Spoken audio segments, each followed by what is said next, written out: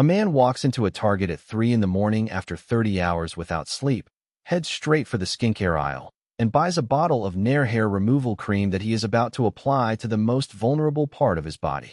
The logic seems simple in his sleep-deprived brain. A hairless means clean, and clean means presentable for tomorrow's visit with his grandmother. He gets home and applies the cream, watching the clock. 5 minutes. That is all he gives it. He washes it off expecting smooth skin and mild satisfaction. Instead, the burning starts immediately. Not a dull ache or a warm tingle. It is the sensation of a heat gun pressed directly into his flesh. He paces his apartment searching for a position that does not make things worse. Sitting is torture. Standing is barely livable. Walking turns him into a cowboy who took a fence post to the saddle. He tries everything to stop the pain. Water makes it worse. The moment moisture hits, the chemical burn erupts again. Oil and Vaseline produce the same result, fresh agony on top of existing agony. He finds aloe in the cabinet and applies it hoping for relief. What he gets is a fresh wave of burning that makes him wonder if he is being personally punished by something cruel and unseen. He ends up sprawled on his couch with no pants, a towel draped over his crotch, eating goldfish crackers and praying for sunrise. Tomorrow he has to visit his grandmother. There is no canceling this. He will have to walk into her house looking like a man who lost a fight with a weed whacker, all because of 5 minutes of bad decision-making fueled by total exhaustion. There is a special kind of suffering that comes from realizing too late that every single step of a choice was catastrophically wrong, and that the only person to blame is the sleep-deprived idiot staring back in the mirror. Some life lessons arrive with subtlety. This one arrived with chemical fire. What makes this story memorable is not the graphic description of a chemical burn. It is the specific detail of standing in Target at 3 a.m. after 30 sleepless hours, carefully selecting a product for a task that no amount of research could have prepared this man for. Sleep deprivation turns rational adults into people who believe they have discovered a shortcut everyone else was too afraid to try. The grandmother visit deadline adds a ticking clock that elevates this from self-inflicted injury to genuine comedy of errors. A 31-year-old man who had never had a real relationship finally found one that felt effortless. She was fun, sweet, beautiful, and funny, and despite a language barrier where she only spoke Spanish and his was shaky, everything just worked. They stole each other's hoodies, held hands, went on constant dates. He was planning to make it official within weeks. That weekend, she saw Bumble still on his phone. They hadn't talked about exclusivity yet, but it was clearly heading there. He had already stopped using the app completely. But when she looked upset, he froze. In broken Spanish, he accidentally told her he didn't use it much instead of at all anymore. She heard, "I still use it a little." At dinner, she was still upset. She told him about her last relationship. Her ex had been talking to other girls on Bumble the whole time. The wound was fresh. He tried to reassure her, but never thought to simply open the app and show her the empty message tab. The evidence was right there proving his innocence, and he just didn't think of it. That night, he deleted the app. But he forgot to delete his account first, and figured it wasn't worth re-downloading just to remove the profile. The next day, she downloaded Bumble to check. His profile was still active.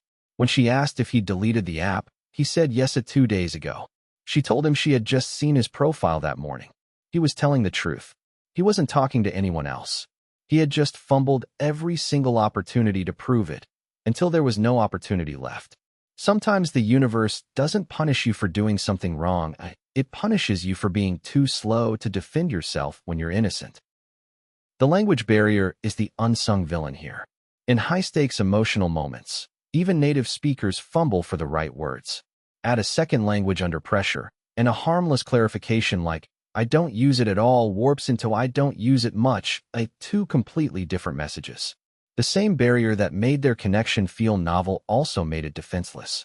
It is worth asking how many failed relationships were really about incompatibility, and how many were just about clumsy translation in the moments that mattered most. 3 years into a relationship with a woman he genuinely believes is the best partner he's ever had. This man is carrying a secret he's never breathed to anyone. He can't stop comparing her body to his ex's, and the guilt follows him everywhere, every single day. His ex was toxic. Their relationship was a constant battle, endless arguments, no compatibility in anything that matters long-term.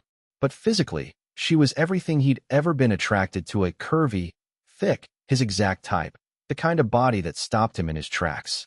His girlfriend couldn't be more different. She's slim and petite, objectively pretty, but in a way that's never triggered that same visceral pull. He spent 3 years hoping that pull would eventually show up. It hasn't. He knows how this sounds. He's read every self-help article and relationship thread that insists personality is what counts, that looks fade, that he should feel grateful. And intellectually, he agrees with all of it. But physical attraction isn't something you can logic your way into. You can't argue yourself into wanting someone differently. The sex isn't bad. In fact, his girlfriend puts in more effort than his ex ever did. But effort and desire operate on completely different circuits. Sometimes he'll see a woman who looks like his ex in a grocery store or a coffee shop, and his brain automatically flags her as his type before he can stop the thought. It's not a choice he's making. It just happens. He's never told his girlfriend because there's nothing to be gained.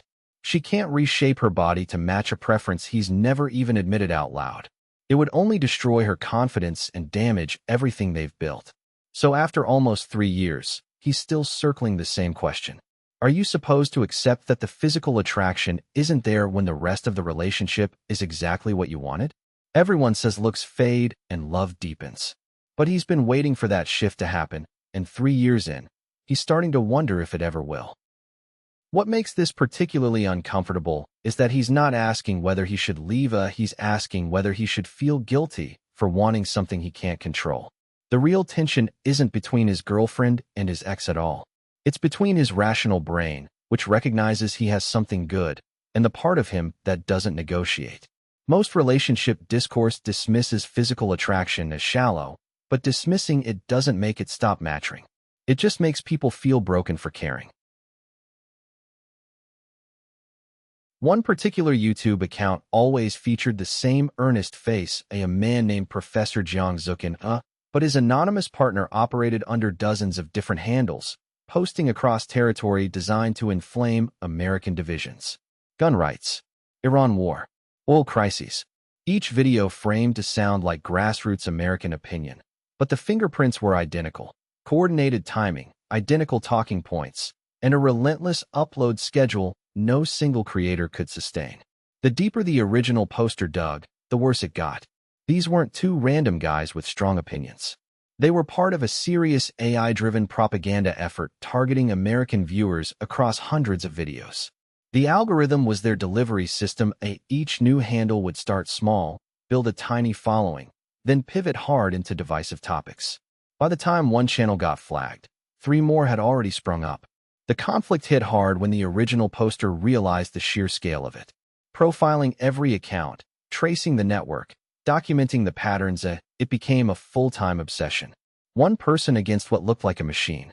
So they did something concrete. They compiled every infiltrator they could find into a single YouTube playlist, over 100 accounts strong, and made it public. Then they installed BlockTube and started cutting the channels out of their feed one by one.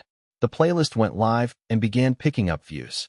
Other users started contributing their own finds. What started as one frustrated person's deep dive turned into a collaborative watch list that made the propaganda network harder to hide. The playlist is still online. The accounts are still documented. And while the propaganda machine keeps churning out new handles, the original poster's work created something the algorithm couldn't erase, a permanent record of who was doing it and what they were saying. What's striking is how the original poster mirrored the very tactics they were exposing: cataloging, categorizing, and publishing a structured data set, just like a counterintelligence operation. They didn't just block the accounts, they created a public artifact. That instinct to document rather than just defend is the most effective civilian response to information warfare because it transforms outrage into evidence that survives platform moderation.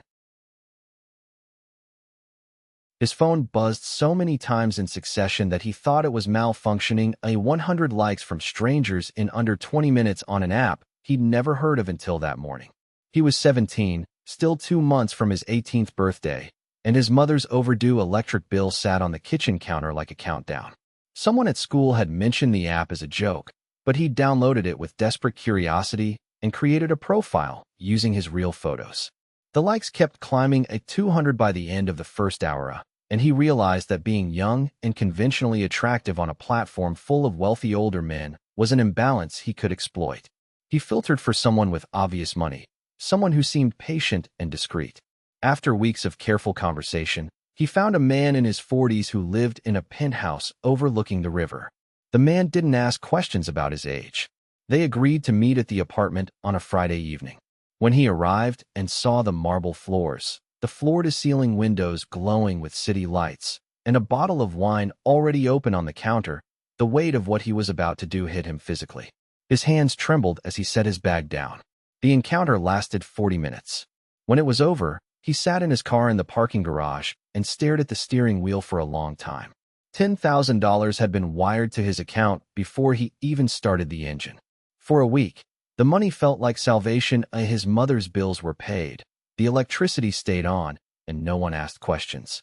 But each time he opened his banking app, the number reminded him of the man's apartment, the wine glass, the lie he'd told about his age. The nervousness before each message exchange became unbearable. His stomach would clench, his palms would sweat, and he'd sit frozen for minutes before responding.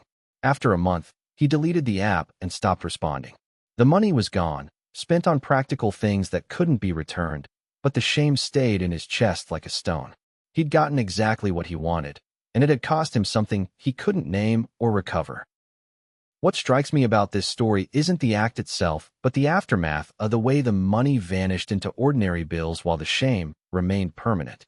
We talk about survival decisions as if they exist in a vacuum, but this person now carries a secret that will color every future relationship and every moment of financial vulnerability.